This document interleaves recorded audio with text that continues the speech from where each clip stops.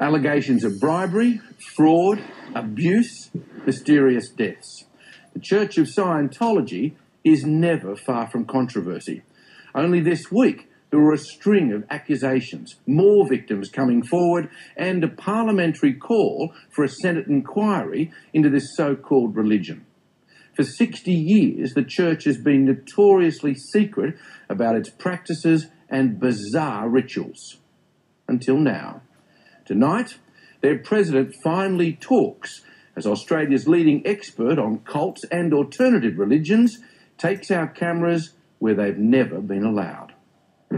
What we are seeing is a worldwide pattern of abuse and criminality.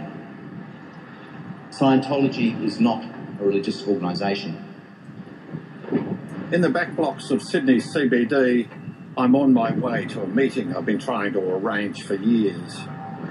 I'm David Milliken, Uniting Church Minister, and over the last 25 years I've researched groups who claim to be religions.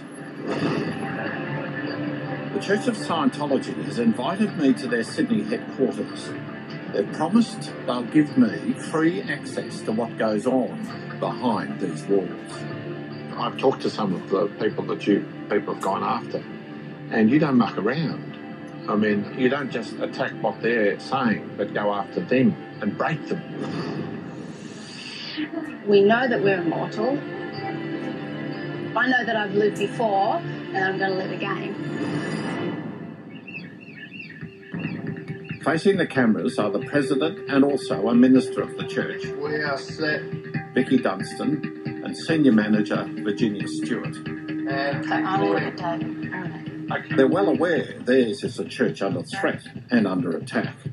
Scientology is not a religious organisation. It is a criminal organisation that hides behind its so-called religious beliefs. You'll see pictures of this man everywhere in Scientology buildings. He's L. Ron Hubbard, the founder of Scientology, who died in 1986. Every building I've been in Scientology has a place like this. That's right. Well, what happened was, when the founder was alive, he would go around and visit the churches. And so, as a sign of respect, we have an office for him in every church of Scientology. Would I be right in saying that you regard him as the greatest man that has lived? Definitely. There are many great men that have lived before. We don't regard him as a prophet, but we would definitely highly respect him. Before he founded Scientology, Hubbard was a science fiction writer who saw service in World War II. The Second World War. As he had since earned a rare Master Mariner's license to captain any vessel in any ocean, he received numerous recommendations for commission as a naval officer. Are you familiar with the whole controversy about his war record? Yeah, you know, I have a lot of documentation on that, actually. Yes, yeah. I mean, all of his war records are available. There's actually 3 versions of them, because he was in the intelligence department. So there's like one version, and then there's another version, and then another version. Until he was thrown out, by the way. But anyway, I mean, he's not a good war record, you know. I mean, there's a number of his superior officers said this man's not leadership quality. You can do that. I don't know. You'd have to show me those things. Okay. I consider this officer lacking in the essential qualities of judgment, leadership, and cooperation.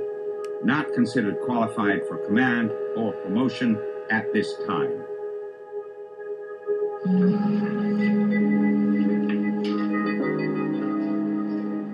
Squeeze the cans, please. Mr. Hubbard discovered that there was a hidden part of the mind that actually hadn't been fully researched, and it took modern science to sort of get to that. And in this part of the mind is recorded all painful incidents, memories that a person has ever had. I guess you could see how people... It's very scientific. Looking from the outside say, look, this is a bit crazy, you know. Because they're just not informed. And they had elected a fellow by the name of Zemu to the supreme ruler, and they were about to elect him, and he took the last moments he had in office to really goof the truth. According to Hubbard, someone called Zenu was the founder of the Galactic Confederacy, and 75 million years ago brought billions of his people to Earth in a spacecraft, stacked them around volcanoes and killed them using hydrogen bombs. Scientologists believe the essences of these aliens survived, and they form around us, causing spiritual harm. The trick was to hit him with frozen alcohol and glycol, which preparation is guaranteed to pick up a thetan. What is a thetan? Vicky, I can tell you that. Yeah. So a thetan, we pronounce it a thetan, in Scientology is a consciousness. It's an intelligence. It's the part of you that is aware of being aware. You're an immortal spiritual being. When I'm talking to you, I'm talking to the thetan, right? That's right. So my question is, give me some evidence. Well, I'll tell you actually how that research started. Was No. I don't want research. Yeah. You tell me. Give me an argument now. Yeah. I mean, can you feel thetans? I mean, I know you can't feel a Scientologists who have thetan. said that to me.